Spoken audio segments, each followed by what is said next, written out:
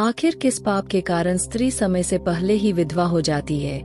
नमस्कार दोस्तों भगवान विष्णु और माँ लक्ष्मी क्षीर सागर में शेषनाग के शैया पर बैठे हुए थे। तब माता लक्ष्मी के मन में जिज्ञासा हुई और उन्होंने भगवान श्री विष्णु से प्रश्न किया कि हे प्रभु, किस कारण स्त्री समय से पहले विधवा होती है। ऐसा वह कौन सा पाप है जो एक पतिव्रता नारी को कभी नहीं करना चाहिए या जो उसको विधवा बना डालता है।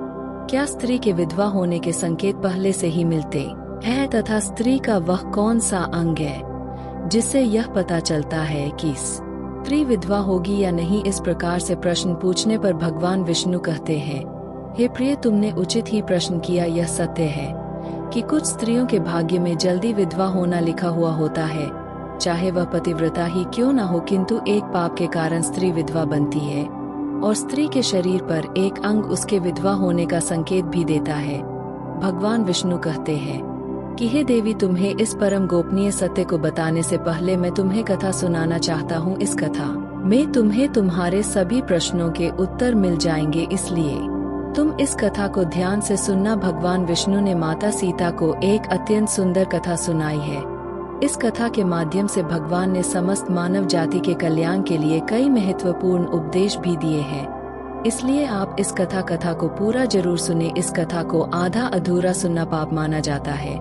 तो चलिए शुरू करते हैं। एक समय की बात है, मध्य देश में एक अत्यंत धनवान सेठ रहा करते थे। उसका एक पुत्र और 3 पुत्रियां थी। उसकी तीनों पुत्रियों का विवाह अच्छे और धनवान घराने में हो गया था, किंतु सेठ की एक पुत्री को दुर्भाग्य का सामना करना पड़ा और एक पुत्री विवाह के कुछ वर्षों बाद ही विधवा हो गई और अत्यंत दुख में जीवन बिताने लगी। उस स्त्री का नाम था सुकन्या। सुकन्या अत्यंत सुंदर, गुणवान और प्रतिभ नारी थी, किंतु उसके भाग्य में जो अशुभ लिखा हुआ था वह उसके साथ घटित हुआ। सुकन्या के पति ने विवाह के समय केवल सुकन्या का सुंदर रूप और उसके पिता की धन संपत्ति देखी, जिस कारण से उसे भी जल्द ही शरीर त्यागना पड़ा। बचपन से ही सुकन्या के शरीर के अंगों पर उसके विधवा होने के लक्षण दिखाई दे रहे थे, लेकिन किसी ने उस पर ध्यान नहीं दिया। सुकन्या के पिछले जन्म के कर्मों के कारण उसे इस जन्म में विधवा होना पड़ा था। भगवान विष्णु कहते हैं कि हे देवी, अब मैं तुम्हें सुकन्या के पूर्व जन्म की कहानी सुनाता हूँ, उसे तुम ध्यान से सुनो। सुकन्या का पिछला जन्म एक ब्राह्मण के घर पर हुआ था।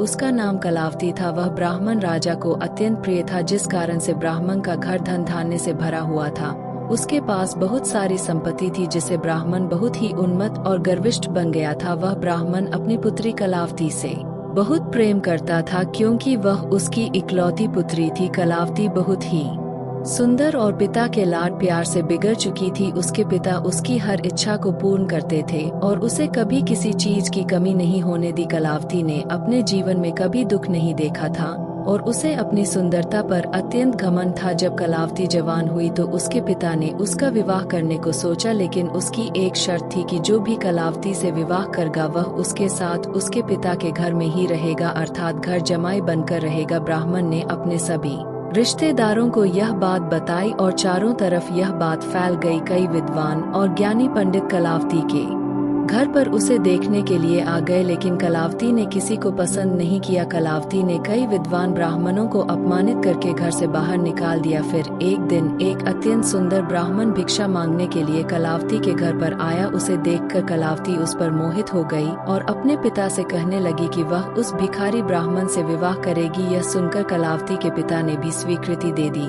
और उस भिक्षुक ब्राह्मण को कलावती से विवाह करने के लिए पूछा, तो उस भिक्षुक ब्राह्मण ने हाँ भी कर दिया और फिर कलावती और उस ब्राह्मण का विवाह संपन्न हुआ। कलावती विवाह के समय बहुत प्रसन्न थी और उसे उसका मनपसंद पति मिल चुका था। विवाह के कुछ दिन तक कलावती अपने पति के साथ बड़े प्रेम से रहने लगी, उसकी सेवा करने लगी, लेकिन कुछ ही दिन बीतने के बाद कलावती ने अपना असली रंग दिखाना शुरू किया। कलावती अपने पति को नौकर की तरह समझने लगी, उसकी आज्ञा का पालन करने की जगह उसे ही आज्ञा देने लगी। कलावती अपने पति को भी उसके नाम से बुलाने लगी। खुद अपने पति के पैर दबाना छोड़कर अपने पति से ही खुद के पैर दबवा स्वेच्छाचारिणी थी और वह पति को बिना बताए ही घर से बाहर चली जाती थी। कभी पति की कोई बात नहीं मानती थी। अपनी पत्नी के ऐसे व्यवहार को देखकर कलावती का पति बहुत दुखी रहने लगा। उसने कलावती को बहुत समझाने की कोशिश की, लेकिन वह कभी नहीं मानी। कलावती अपनी ही मनमानी करती रही। कलावती की मां ने भी उसे समझाने का प्रयास किया कि स्त्री को अपने पति के साथ ऐसा व्यवहार नहीं करना चाहिए, लेकिन कलावती अपनी मां की बात कभी नहीं मानती थी और जानबूझकर अपने पति को अपमानित करती रही। उसका पति भी से बहुत परेशान हो गया। फिर एक दिन उसने बहुत विचार किया और कलावती को छोड़कर जाने का निश्चय किया। पति बिना किसी को बताए अपने घर को छोड़कर चला गया। कलावती का त्याग करके वन में जाकर तपस्या करने लगा, क्योंकि शास्त्र कहते हैं कि बुद्धिमान मनुष्य को दुष्ट और स्वेच्छाचार पत्नी का त्याग कर देना चाहिए, अन्यथा वह भी उसके पाप का भागीदार बनता है।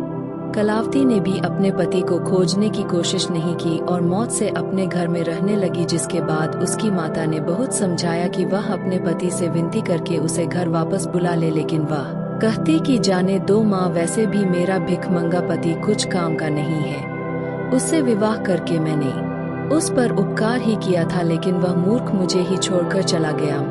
इतनी सुंदर हूँ, कोई भी पुरुष मुझसे विवाह कर लेगा। यह बात सुनकर उसकी माता दुखी हुई। वहाँ उसका पति तपस्या करने लगा और सांसारिक बंधनों से मुक्त होकर ईश्वर भक्ति में लगा रहा। फिर कुछ दिन बाद कलावती के पिता को चोरी करते वक्त राजा के सैनिक ने पकड़ लिया और राजा को उसकी खबर दी। राजा उस पर बहुत क्रोधित हुए और उसका सारा धन जब्त करके उसे कारावास में डाल दिया। अब पिता कारावास में थे, उसकी जगह कलावती और उसकी माता को दूसरों के घर जाकर काम करना पड़ा और फिर उसको अपने पति की याद आने लगी। और कलावती के पति तो वन में सन्यासी बनकर तपस्या कर रहे थे। उनको वन में ढूंढती हुई कलावती एक पेड़ के नीचे बैठी, तभी एक शेर ने आकर उस पर हमला कर दिया और वह मृत्यु को प्राप्त हो गई। जब यमदूत उसे घसीटते हुए ले जा रहे थे, तब वे बोले कि यह स्त्री तो पापी है, इसे नरक भुगतना पड़ेगा। फिर उसे नरक में डाल दिया गया और फिर पूर्व जन्म के पाप भुगतने के लिए उसे फिर मनुष्य जन्म दिया गया। भगवान विष्णु माँ लक्ष्मी को विधवा स्त्री के लक्षण बताते हुए कहते हैं कि किसी स्त्री का अंगूठा बहुत बड़ा हो, आगे की उंगलियां गोल हो, नाखून टेढ़े मेढ़े हो, अंगूठे की नसें दिखाई देती हो, तो उस स्त्री को विधवा होने के योग बनते हैं। यदि स्त्री के पैर के अंगूठे की नसें दिखाई देती हो तो वह दुर्भाग्य से युक्त व्यभिचारण होती है।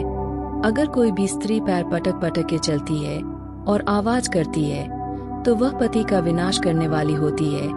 जो स्त्री अपने पति का अपमान करती है, पति का नाम लेकर बात करती है, उससे पहले भोजन करती है, इससे विधवा होने के योग बनते हैं। फिलहाल के लिए बस इतना ही। देखते रहिए धर्म स्टोरीज, जहां आपको सुनने को मिलेंगी धर्म कर्म से जुड़ी सच्ची और अनसुनी कहानियां, क्योंकि धर्म ही सबसे बड़ा कर्म है।